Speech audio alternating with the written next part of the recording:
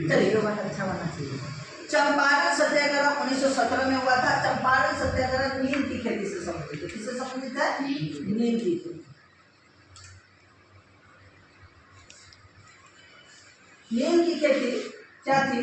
तो नील जो हुआ करता था, छोटे छोटे मतलब जो पौधे हुआ करते थे, पौधे उगाते थे, और वो जो फल जो था वो छोटे छोटे फलों में वो क्या होते थे, मतलब हम लोगों को मिलते, जैसे में मटर की दाने की तरह उसका फल हुआ करता था। कैसा? मटर के दाना की तरह उसका फल हुआ करता था। उसी को धूप में सुखाकर जो पाउडर वाले फॉर्म थे उसको अलग कर लेते। ठीक है। मार्केट में इसका डिमांड बहुत तेजी से ग्रोथ हो रहा था। वजह क्या था कि ये कपड़े के उस समय में जो कॉटन कपड़ा जो हम लोग क्या करते थे, भारत में सबसे ज्यादा प्रचलित था कॉटन कपड़ा। कॉटन कपड़ा की डिमांड इस कदर बढ़ने लगी कि देश से विदेश तक भारत से व्यापार होता था।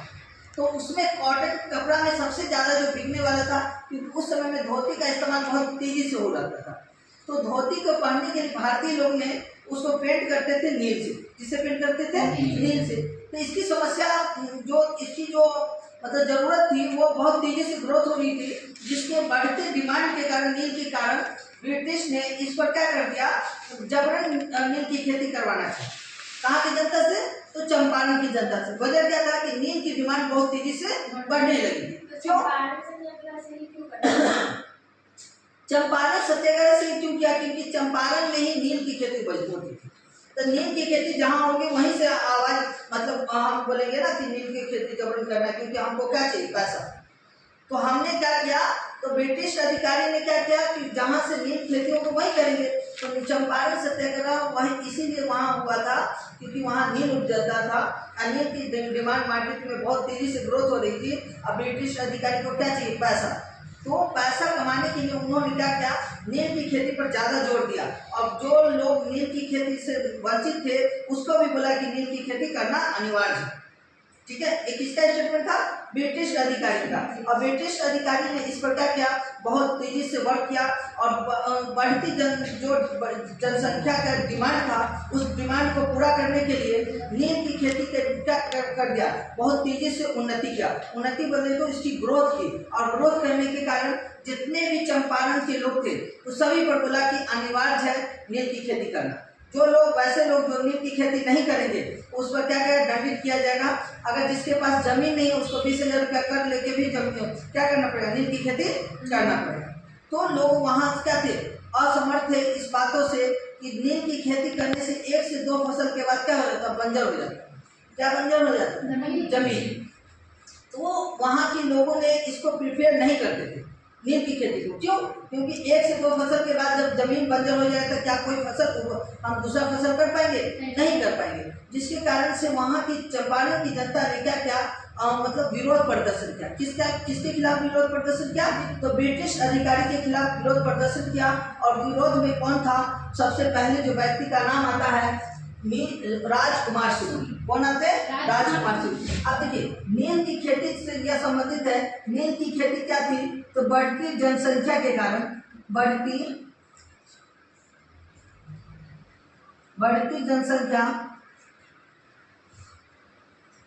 जनसंख्या के कारण भारत में क्या हुआ था, उस समय भारत में सबसे बहुत तेजी से ग्रोथ हो रहा था, मतलब उपजाऊ हो रहा था। तो कौन सा?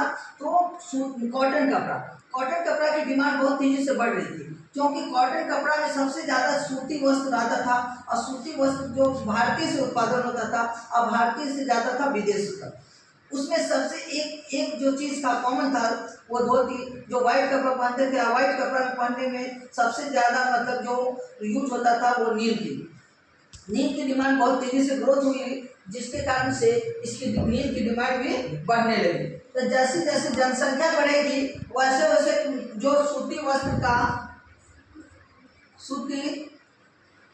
का डिमांड बढ़ेगा।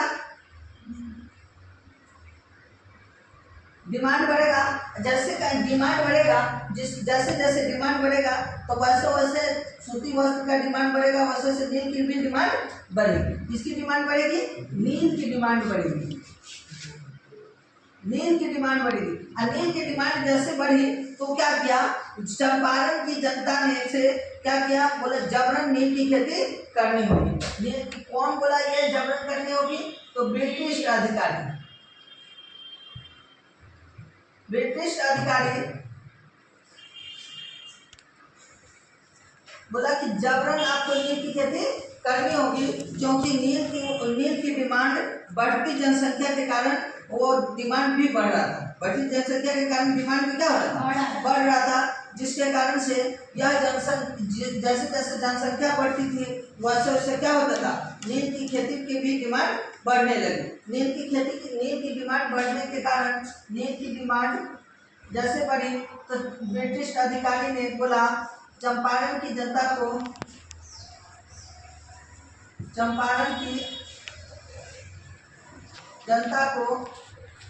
कि आपको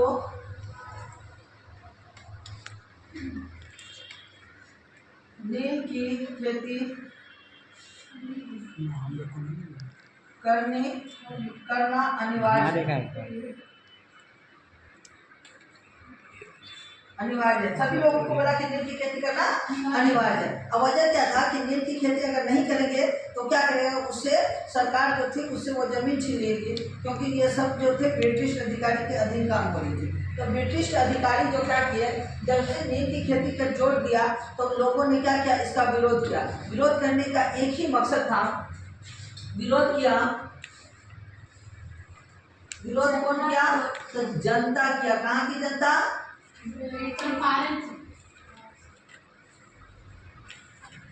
चंपारण की जनता। क्यों किया जनता ने विरोध, क्योंकि विरोध करने का एक ही रीजन था कि 1 से 2 फसल के बाद वो क्या होता था, जमीन बंजर हो जाती। 1:39 हो रहा है।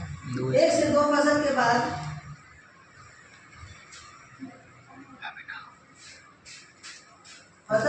जमीन जो था बंजर हो जाता था। 1 से 2 फसल के बाद जमीन क्या हो जाता था, बंजर हो जाता था। अब जब जमीन बंजर हो जाती थी तो क्या उस जमीन पर कोई भी पैदावार होगा, कोई भी फसल उगा पाएंगे, नहीं होते थे। नहीं तो वो तो टाइम लगता था, लॉन्ग टाइम। जैसे पड़ती को छोड़ देंगे, क्या पड़ती पर 5 साल के बाद कोई खेती करेंगे तो क्या उसकी उत्पादन बढ़ेगी, नहीं बढ़ेगी। जैसे बांस होती थी, बांस की जड़ जिस तरीके से फैलती रहती है उसी तरीके से वो मिट्टी को पकड़ लेता था, जकड़ लेता था, जिसके कारण से वो पैदावार को उन्नति नहीं, दूसरे मतलब फसल को नहीं